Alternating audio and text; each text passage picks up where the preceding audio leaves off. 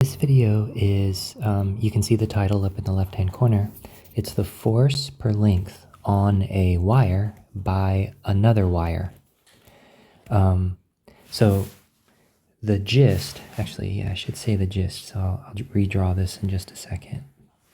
So the gist of the lecture is the following thing. So here's a fact. A current-carrying wire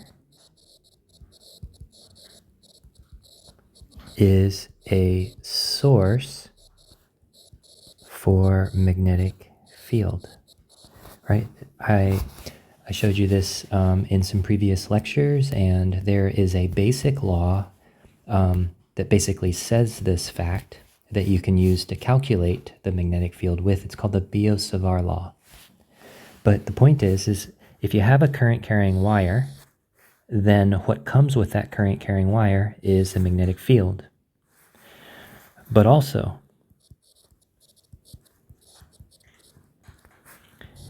another current-carrying wire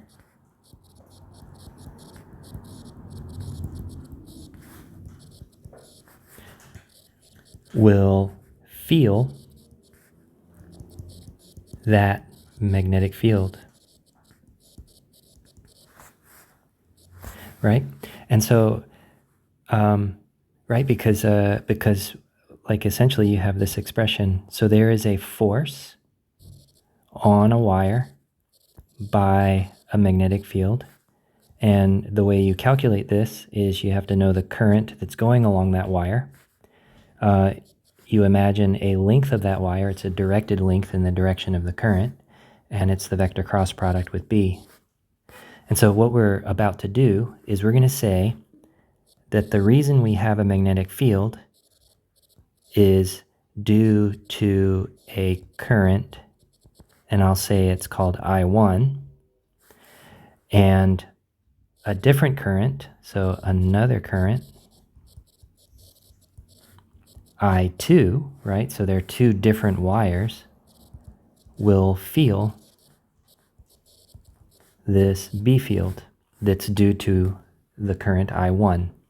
So this is the basic issue that we're going to explore. So in a previous video,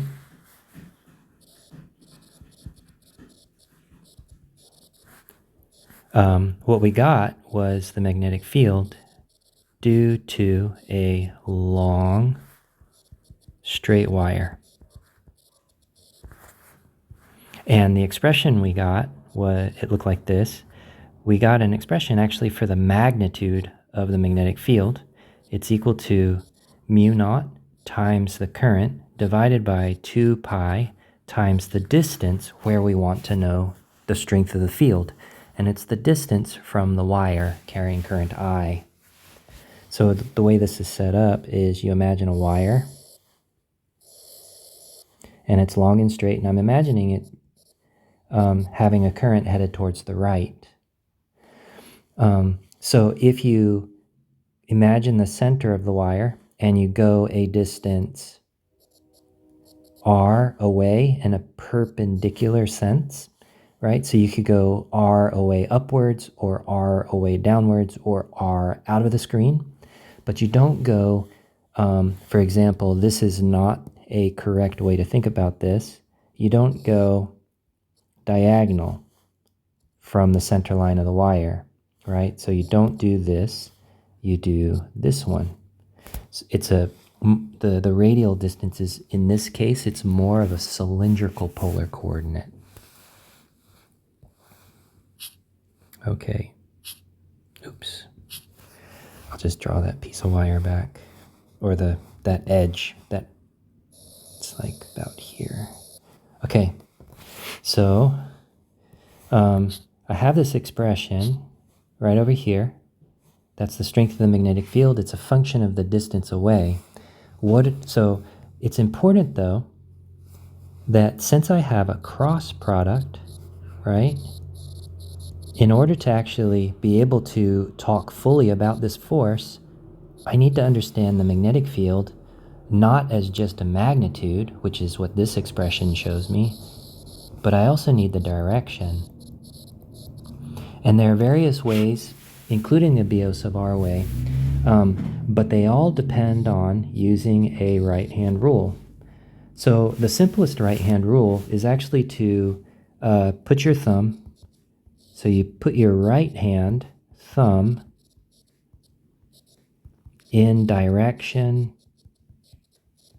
of current I, or actually L, really, because this vector L is the directed quantity. So you take your right hand, you take the thumb and you imagine putting it in the direction of the current I along the wire. The way your right hand fingers naturally curl is the cycling sense of the associated magnetic field. Right, so what we're imagining, forgive me for my drawing that I'm about to make, but so it says take your right hand, put the thumb in the direction of the current, but put it in the direction of the current along the wire. So here I am, I'm going to do this. So here's somebody's wrist, and then this is the bottom of their palm, and here is the right hand thumb. Do you see this? This is somebody's thumb. This is the base of their palm, and their fingers come up. Here's the pinky, and here is the ring finger, and here is the middle finger, right fingernail. So these are the tips of the fingers, and here is the tip of the finger for the index finger. Can you see that they're curling so that they point out of the page above the wire? This is the direction of the magnetic field, and it actually indicates the cycling sense. So it's out of the screen above the wire. In front of the wire, it's down, and then below the wire, it's in, and behind the wire, it's up. Right? That's what the right-hand rule says is the direction of the magnetic field. The direction of the magnetic field actually cycles the wire. So I say cycling sense of the field. So can you see that the current is headed towards the right? I'm going to imagine giving you a point of view of a person whose eyeball has the current headed towards it, right? So from this point of view right here, the magnetic, or the current is headed out of the screen. The thumb of the right hand points at the eyeball. So I'm not going to draw the thumb, but this is the current.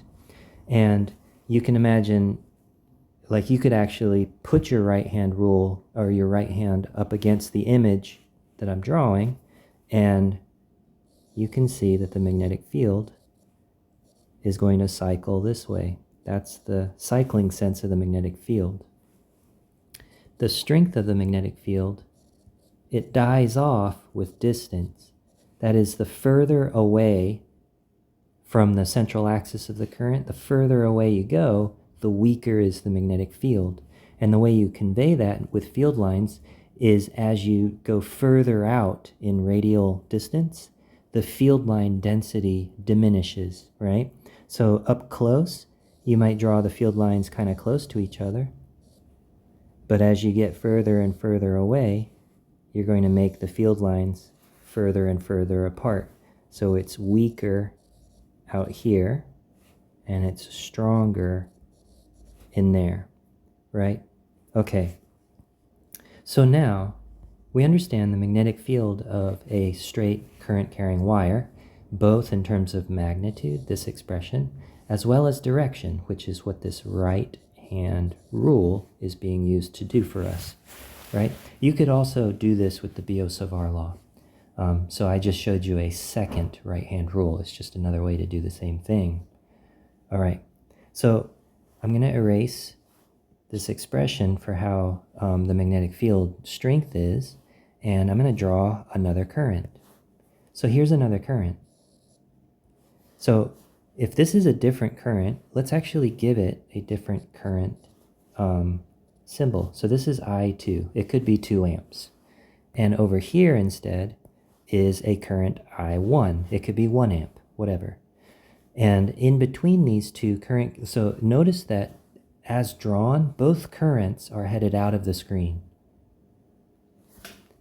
So if I also describe the distance between these two currents, right, you can see that the magnetic field of I1, so this is the magnetic field due to current number 1, is this weak magnetic field here, out at this large distance d, right? So the magnetic field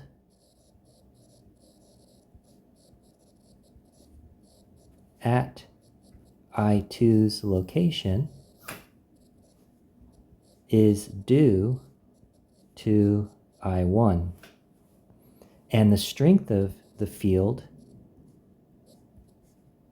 equals mu naught times I1 divided by 2 pi times this symbol d, right? It's the distance between the centers of the two wires. So these two wires are carrying currents in parallel, right? And more than that, actually, let's take away the magnitude symbol and actually keep track of the direction. So over here at I2, the direction, I'm just going to indicate it with an up arrow. So I imagine the up arrow to just be a unit vector that represents upwards in my diagram. So I've got this magnetic field. And I know that the force on the current carrying wire I2, it's got to do with I2 times a directed length of the current 2, vector cross product with the magnetic field due to I1, right? So can you see that right now, and I2 times L2, this is a vector, and it points out of the screen. B1 is this vector right there. It points upwards. And I am asking about the cross product between I2L2 and the B vector up, right? So out of the screen, vector cross product with up. And I can do this in terms of unit vectors. I can just use the right-hand rule. And when you use the right-hand rule on an out of the screen vector and an up vector, you get a leftward vector. That is, there is a force. Let me draw the force in, say, purple. I'll reduce the opacity. So there is a force on this current inwards, right? And it's actually a force on a length of the wire, I2, right? So what typically gets asked is what is not what is the force, but what is the force per length on I2 due to the magnetic field of I1. So in order to do this, what I'm going to do is just divide the L over, and I'm going to, so you can't divide by a vector. That's a no-no. Like mathematicians might begin to argue that there are definitions for such a process, but in physics, we tend to stay away from that for at least these introductory courses. So we can say that the force per unit length on the wire number 2, so I'll put on 2, is equal to, it's just I2 times I1 times the magnetic field due to, or actually, let me, so the I1 comes from the expression up here.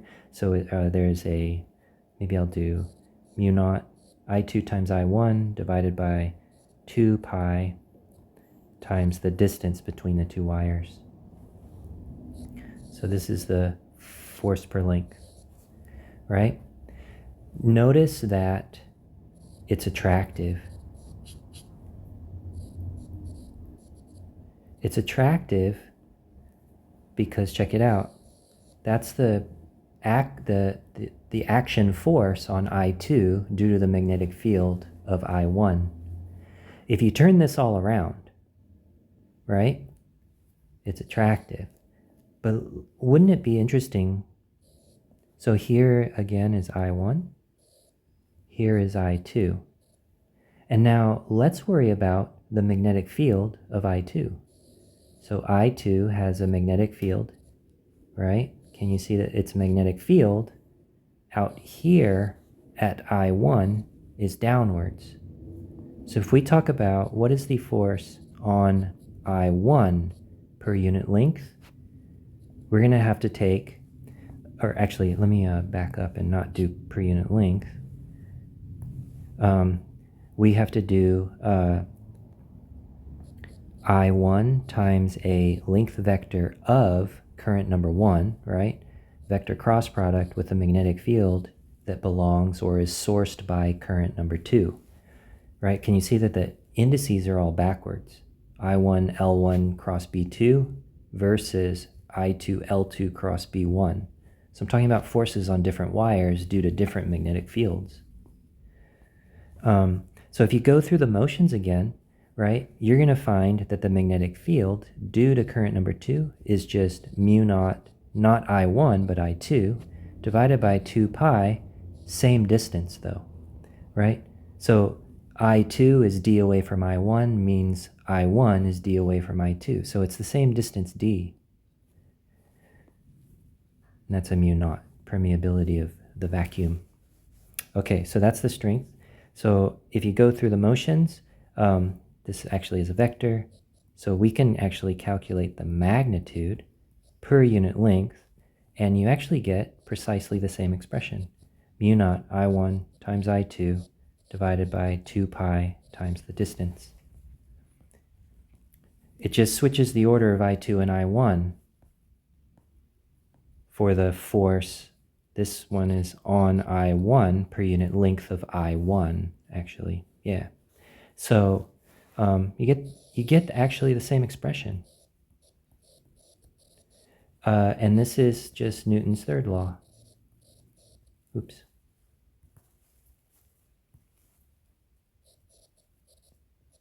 Right? For every action, let's say this purple arrow is an action force, there's always an equal but opposite reaction force. They're just in the opposite directions. Let's make sure we can follow the directions though. So the force on I1, which is this green arrow that I just drew, right? This is the force attached to the current I1. I flippantly sort of drew it to the right because I knew this interaction was going to be attractive, but let's make sure. So here is the current I1, right? And the magnetic field of I2 is downwards, where the current of I1 is outwards. So if I go and I understand the vector direction of the force on I1, then what I'm going to draw is, so L1, this is the way the current is flowing. It's flowing out of the screen, and I'm going to vector cross product with a downwards arrow because the magnetic field of B2 at the location of I1 is down. So out cross down, it actually is this way. It's backwards. So that's just sort of a truism about the cross product. Can you see that out cross up, I said it was left. So if I switch either one of these two vectors, that's like introducing a single minus sign. So I'm going to switch the direction of the field. So the current is still outwards, but the field is down. So I don't get towards the left, I get negative times towards the left, which is towards the right. So this thing is attracted towards I2. But that is just what Newton's third law will say. Newton's third law will never ever say that one object is repelled from another while the other object is attracted to the first, right? Physics never ever gives you that situation, at least in these introductory classes, right? Okay, so yeah, I've got these expressions. They turn out to be the same, and this is the interaction between two parallel, let's put parallel, current carrying wires. So you can imagine that what if I had a current I1 headed out and a current I2 headed in? Well, using the right-hand rule, the magnetic field of I2 is actually upwards. So that's the magnetic field due to I2. You just use the right-hand rule. The strength of it depends on the distance away from I2 that we're asking, right? So how far away is I1 from I2, right? So, but you can see if you use the right-hand rule over here, you're going to get a force on current I1. You're going to get that force to be outwards. And if you use the right-hand rule in a similar manner on the other side, you get a force over here. So when currents run in opposite directions, they actually repel each other. And when currents run in the same direction, they attract each other. Right? So attractive for parallel and repulsion between the current carrying wires for anti-parallel, right? Or opposite. You can begin to wonder, if you wanted, what if I put down a current that's headed towards the right, that's called I1, and somewhere below it, I put a different current,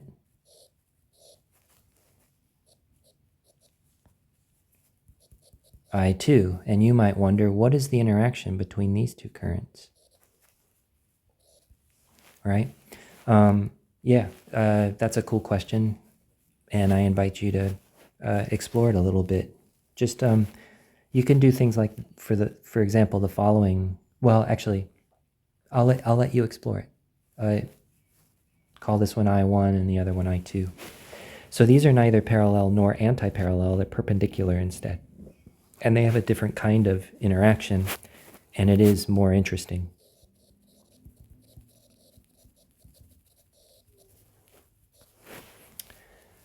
Okay, thanks for listening.